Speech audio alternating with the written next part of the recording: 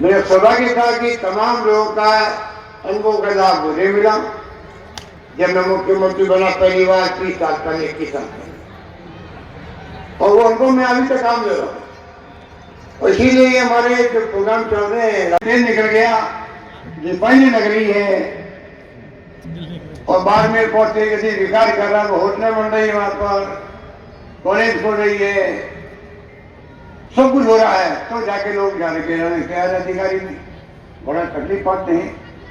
तो मैं उस वक्त कहता हमारी गवर्नमेंट जब आएगी हम कोशिश करेंगे कि बॉर्डर डिस्ट्रिक्टों में ध्यान रखें। इसलिए जो मांगा मुझसे रोहित बोरा ने, मनिंगा जी ने, बैरवा जी ने, मैंने कोई काम को मना नहीं किया है, ये मैं कह सकता हूँ। आज जो मांग उठाई है, अभी तो बजट आने वाला 2 महीने पहले बाद में आने वाला। मैंने मनिंगा जी को कहा है आप चिंता मत करो, आपका जो क्या मान लीजिए तो नगला बिगोला के सभी नदी पर पुल स्वीकृत किया जाए, ये मुख्य मांग इनकी है। तो मैंने कहा कि 2 महीने रुक जाओ भैया, एस्टिमेट बनवा देते इसका, इसके बाद में इस पर भी ध्यान देंगे और आपका वादा किया हुआ जनता को पूरा करवाएंगे, ये मैंने को कह दिया। जो मांगे करेंगे ये हम ध्यान देंगे। यही बात कहता हुआ मैं आपको बहुत शुक्रिया अदा करूंगा। जब मैं निकला भी उधर से, पार्टी की जनता जो है, मैंने देखा मनिंगा के प्रति इतना स्नेह है कि मैं जब कभी एक बार सलमतरा गया, आपकी सलमतरा गंगापुर की जो ट्रेन की बात थी, ब्रॉडगेज की, जो टोली हो जाने वाली थी, सरकार बदल गई और हमारी मां ने साहिबा ने उनको बंद करवा दिया, वसूलदार जी ने बंद करवा दिया, वरना अभी तो बन जाती वो। उधर शिलान्यास नहीं गया था, रेल मंत्री आए थे, और मैं बाई रोड निकला तो मैंने देखा कि यहाँ तो मनिंगा ने पब्लिक मीटिंग करनी है, 1000 लोग इकट्ठे हो गए उस वक्त में ही। तो आपके धौलपुर के लोगों का प्यार और स्नेह बहुत हमें मिलता रहता है, और आपके जिला सौभाग्यशाली है कि पद्मश्री जैसे आपको नेता मिले पिछले 50 साल से ज्यादा हो गया होगा। 50 साल तो मुझे भी होने आ गए राजनीति करते हुए, बचपन में राजनीति में आ गए, तो मेरे ख्याल से 60-65 साल इनको हो गए, नौजवान थे भी उस वक्त में। तो इनका तो लाभ पूरे प्रदेशवासियों को मिला, इनके अनुभवों का लाभ। और अभी जो नई टीम तैयार हुई है, रोहित बोरा की, मनिंगा जी की, बैरवा जी की, मैं उम्मीद करता हूँ तीनों का भविष्य उज्जवल बने आने वाले वक्त के अंदर। हमारी सरकार जो भी पेंशन आई थी, अभी मालूम है आपको, 34 दिन तक होटलों में रहे थे, और जो जम के साथ दिया मेरा सरकार, उसी कारण बच्ची है, हमारी गवर्नमेंट बच्ची है। एक प्रदेश नहीं बैठे हुए हैं, ये मेरे वित्त मंत्री थे, मुझे बुजुर्गों से उस वक्त में मेरे मंत्रिमंडल में प्रधानमंत्री जी भी थे, चंद्रमणि बेसा भी थे, खेती राठौर साहब थे, विराजी सरकार साहब थे। देखिए प्रायोरिटी मिलेगी किसानों को, उस लोग चाहते हैं कि आप सबका भला हो।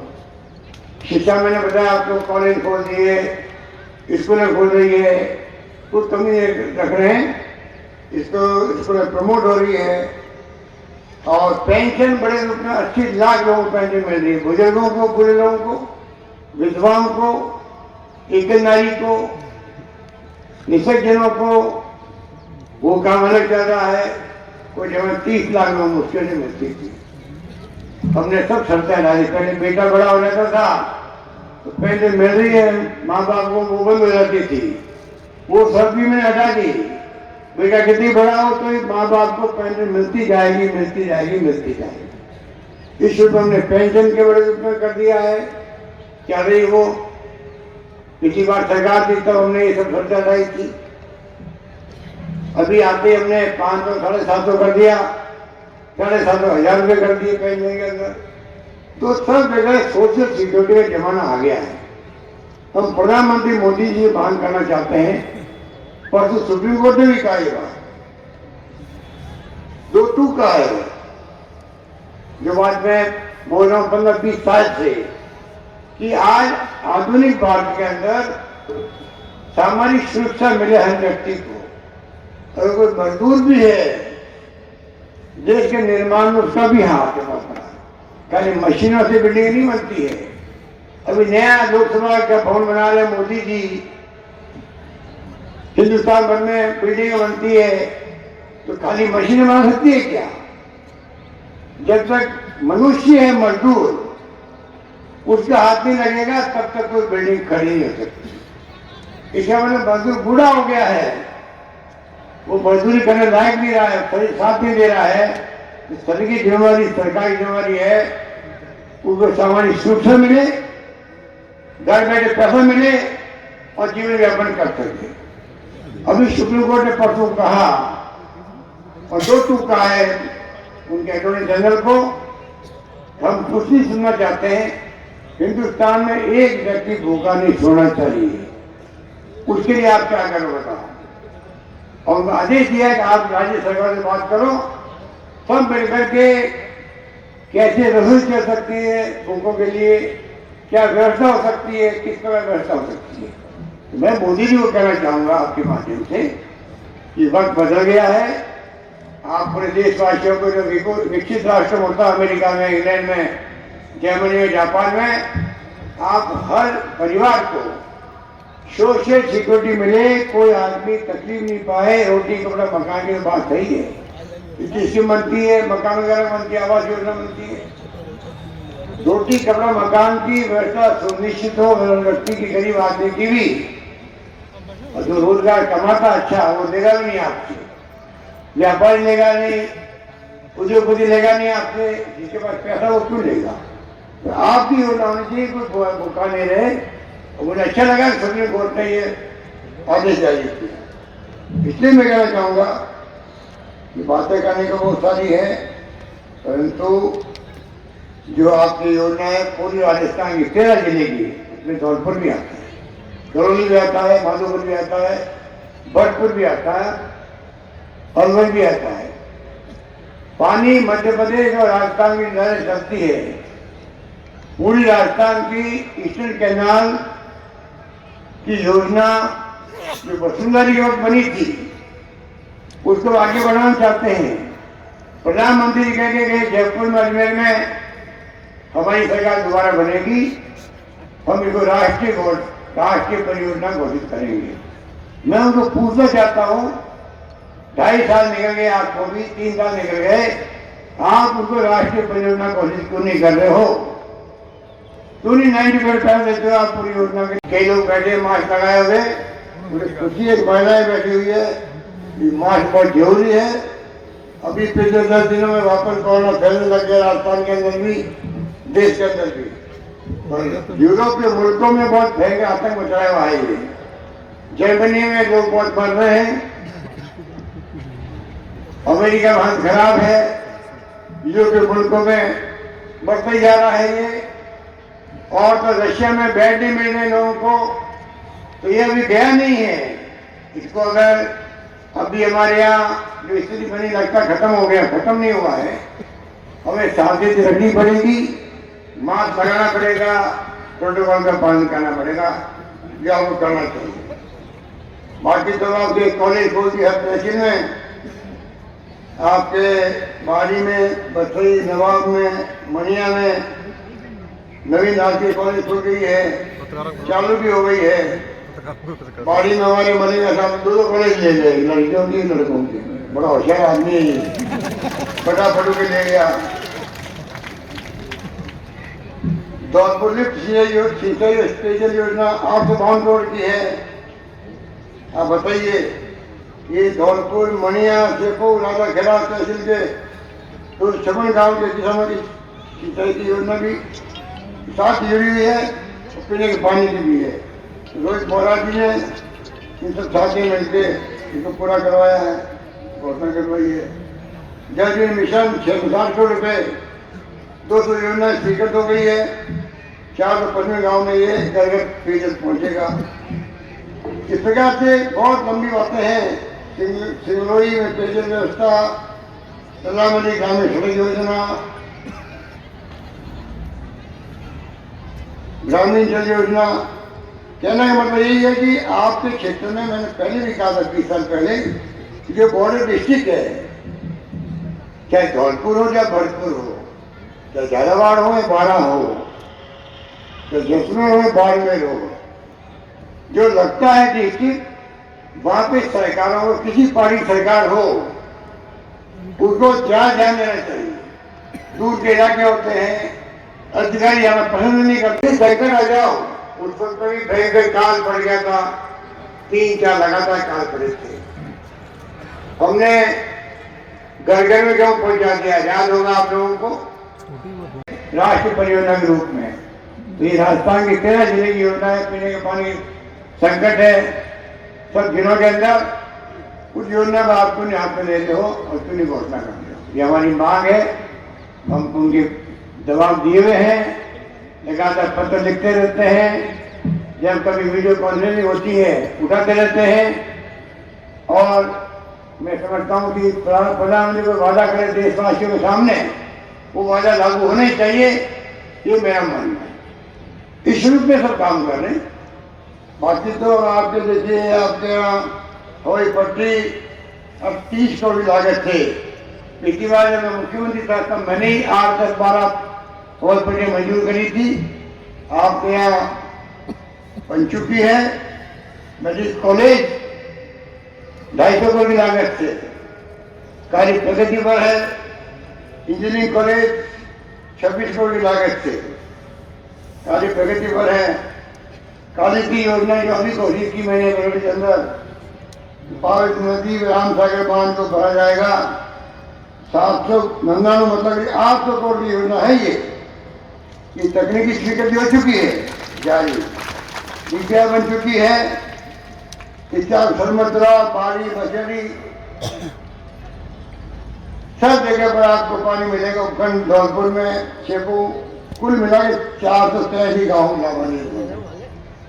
इस प्रकार से जो मैं समझता हूँ कि रिंग रोड बारिश की है 48 करोड़ की, शेपों का बाईपास है 8 किलोमीटर का, 18 करोड़ का स्वीकृति हो चुकी। इसकी भी सोने का बुर्जा पुल है 84 करोड़ का, वो स्वीकृति हो चुकी है।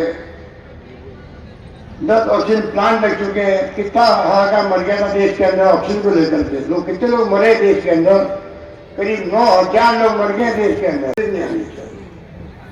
और इसी रूप में मैं देख रहा हूँ कि 2.5 साल सरकार को करीब करीब हो गए। दिसंबर में अगली बार तो 3 साल हो जाए, 17 दिसंबर। तो मुझे गर्व इस बात का है, मैं लिस्ट पढ़ रहा था आपके यहाँ की, 1.5 साल चला गया कोरोना के अंदर, तो करीब 1.5 साल मुश्किल से मिला मुझे। 1.5 साल में जो रोज बोला मांगा मुझसे, गिराई मलिंगा ने मांगा, गिराड़ी बैरा ने मांगा, मैंने कोई काम बना नहीं किया। 70 साल में जितनी कॉलेज नहीं खुली होगी उससे ज्यादा कॉलेज मैंने 2 साल में 123 कॉलेज खोल दी। उसमें 33 लड़कियों की कॉलेज खोली, लड़कियों की कॉलेज खोली राजस्थान में। और मैंने घोषणा कर दी है, राजस्थान में जहाँ स्कूलों में 500 बच्चियां होगी, 500 बच्चियां होगी, उस स्कूल को कॉलेज बना दिया जाएगा। ये घोषणा आप सोच सकते हो। इस सोच के साथ हम आगे बढ़ना चाहते हैं। लड़कियां पढ़ेगी और तेज गति से प्रदेश का विकास होगा। पढ़ाई का जमाना है। राजीव गांधी ने सपना देखा था 21st सेंचुरी का। आज कंप्यूटर आ गए, इंटरनेट की सेवाएं हैं, मोबाइल फोन बच्चों के साथ में साथ में, और वो पूरी दुनिया का ज्ञान रखते हैं अपने पास में। ये मोबाइल फोन, सोशल मीडिया भी है और पूरी तरह का ज्ञान भरा हुआ, जितना चाहो ज्ञान आप प्राप्त कर सकते हो। अब जो समाज के लोग, जिस परिवार के लोग, जिस वर्ग के लोग नहीं पढ़ेंगे वो पीछे रह जाएंगे। वही आगे बढ़ेगा जो पढ़े में होशियार होगा। हमारे शिक्षा मंत्री जी गोविंद दोतासा जी ने अंग्रेजी स्कूल का प्रयोग किया, इंग्लिश स्कूल का। अब बताइए, प्राइवेट स्कूल में भेजते बच्चों को अंग्रेजी पढ़ाने के लिए तो फीस बहुत ज्यादा लगती थी। अब सरकारी स्कूल में फ्री है। बच्चों की इतनी लाइन लग गई है कि लॉटरी खोलनी पड़ रही है, कौन बच्चा एडमिशन लेगा कौन नहीं लेगा, स्थिति बन गई है। हमने कहा 5,000 की आबादी का हर गांव में स्कूल खोल दी जाएगी। इस प्रकार से अंग्रेजी जिस गांव में घुस गई, हालांकि मैं तो हिंदी का पक्ष करूँ खुद, बचपन में मैंने विरोध किया अंग्रेजी का। मैं वो व्यक्ति हूँ 50-60 साल पहले जब बचपन में पढ़ते थे तो तमिलनाडु और कई राज्यों में हिंदी का विरोध होता था। कोई हिंदी का बोर्ड लगता था तो हिला देते थे। हमने कहा कि नहीं, हम तो हिंदी सीखेंगे, हमारे हिंदू प्रदेश है, हिंदी प्रदेश है, अंग्रेजी किस काम आएगी हमारे। पर आज मैंने महसूस किया अंग्रेजी का अपना महत्व बढ़ गया है, अंतर्राष्ट्रीय भाषा के रूप में है, आगे बढ़ना है देश में या विदेश में, वो ज्ञान होना भी। 1000 से अधिक नौकरी दी थी राजस्थान के अंदर। अभी बच्चे हमारे कहे निरीक्ष में और भर्ती निकालो, आप निश्चिंत रहो। हम लोग मजे में हैं, शिक्षा मंत्री जी खुद पूरी रुचि लेते हैं। जहाँ जहाँ भी विभाग नौकरी लग सकती होगी पूरा हम लोग खुद मॉनिटरिंग कर रहे हैं, नियम कायदे भी चेंज कर रहे हैं। हिंदुस्तान में कहीं नहीं होगा कि सरकार एक बार चली जाती है हाईकोर्ट में या सुप्रीम कोर्ट में अपील करने के लिए, वो अपीलें हम लोग वापस ले रहे हैं कोर्ट में से। ऐसा कभी देखा हमने कि बच्चों को राहत मिलनी चाहिए, नौकरी में व्यवधान नहीं आना चाहिए। आगे भी हम पूरा ध्यान रखें कि 77,000 नौकरियां लगने की प्रक्रिया चल रही है। इसलिए मैं कहना चाहूँगा राजस्थान में चाहे वो एक योजना लेके हम चिरंजीवी योजना, अभी मुझे पहला खड़ी किया, हमने माइक से बोला, सुना होगा 2 लाख का बिल बना होगा, महिला का बिल 2 लाख का। वो बता रही थी कि मैं इलाज कराके आई हूँ जयपुर में, 2 लाख का मेरा बिल बना, 1 रुपया नहीं लगा मेरे को। इतनी शानदार चिरंजीवी योजना लागू की है। आप सबका बीमा हो गया है, आप सबका हो गया बीमा, और 5 लाख तक का परिवार का खर्चा होगा, चाहे सरकार का अस्पताल हो चाहे प्राइवेट हो, सबका फ्री इलाज होगा आप लोगों का। क्योंकि आप जानते हो घर बिक जाते हैं, गहने बिक जाते हैं, उधार लेना पड़ता है इलाज के लिए, माँ बापों के लिए भी। इतना बड़ा फैसला हिंदुस्तान में कहीं नहीं हुआ, राजस्थान में हमने किया है। और जो नामांकन नहीं करवाया अभी तक भी, मैं कहना चाहूंगा नामांकन करवाए। जो पैसे वाले हैं 850 रुपये लेते खाली उससे फॉर्म भरने के लिए, और कई गाँवों में देखा है 850 रुपये भी नहीं दे पा रहे वो। हमने कह दिया कलेक्टर को, ऐसे कोई लोग हों जो 850 रुपये नहीं दे पाए हैं, कल बीमार पड़ गया और उसके 2 लाख 3 लाख खर्चा हो गया तो फिर वो कैसे भरेगा, तो जिंदा रखना जरूरी है। हमने कहा कलेक्टर साहब को, ऐसे लोग जो 850 नहीं भर सकते हैं उनकी लिस्ट बना लो, अपनी की ले लो, उसकी व्यवस्था है तो कलेक्टर साहब खुद ही अपने जिले में दानदाताओं से, संगठन से, एनजीओ से बात कर लेंगे कि आप मेरे पास भेज देंगे तो मैं इंतजाम करूंगा, पर एक आदमी भी बिना 5 लाख के बीमा का वंचित नहीं रहना चाहिए जिले में। ये हम लोग इस ख्वाहिश से मैं निवेदन करता हूँ। इस रूप में हमने हर चीज को बहुत बारीकी से दिया। पहले दवाएं फ्री करी, अस्पतालों में पिछली बार टेस्ट फ्री कर दिए और आगे बढ़े हैं। इस तरह राजस्थान में पानी घर घर पहुंच रहा है आपके यहाँ। आपके यहाँ तो अभी मैं बताऊंगा क्या क्या काम, काली सिंह की योजना भी मंजूर करवा दी हमारे साथियों ने। सब जगह पर घर घर पानी पहुंचाने की योजना चल रही है। राजस्थान में 50,000 करोड़ रुपए खर्च होंगे, 50,000 करोड़ खर्च। हम चाहेंगे कि भारत सरकार और राजस्थान सरकार आधी आधी भागीदारी दोनों की है योजना के अंदर, और 45% पैसा भारत सरकार, 45% पैसा राजस्थान सरकार, 10% पैसा गांव के लोगों ने मांग रही सरकार की जो योजना उसके अंदर कई गांव दे नहीं पा रहे। मेरे गांव में नरेगा ही जोड़ दो, नरेगा में काम करते हैं, कोई भी तरीका निकालेंगे गांव वालों बाहर नहीं पड़े, बस पानी घर घर नल पहुंच जाए, ये हम लोग सुनिश्चित करना चाहते हैं। इस रूप में क्या मार्ग लिया गया, तो पानी की योजना हो चाहे बिजली, आजकल सोलर की भगवान की कृपा से, सूर्य भगवान की कृपा से जो किरणें निकलती है उसे बिजली पैदा होने लगी, मालूम है आपको। राजस्थान में उसमें सिरमौर देश के अंदर जैसलमेर, बाड़मेर, बड़े बड़े धौरे, जोधपुर के अंदर और प्लांट लग रहे हैं। बिजली की कमी नहीं आने देंगे। थर्मल प्लांट के जरूरत पड़ी वो भी लगाएंगे राजस्थान के अंदर। आपके यहाँ नैब का भी एक प्लांट लगाया तो मैं खुद आया था धौलपुर के अंदर कुछ जमाने के अंदर। वो बहुत महंगा हो गया जो चल नहीं पा रहा है। हम चाहेंगे कि प्लांट भी लगे, सोलर प्लांट लगे, हवा से बिजली बनती है, विंड एनर्जी 4,500 मेगावाट बनने लगी राजस्थान के अंदर। तो हमने कोई कमी नहीं रखी है। दिन को बिजली मिले, रात को नहीं मिले, किसान को रात पर खेतों में बहुत तकलीफ आता है।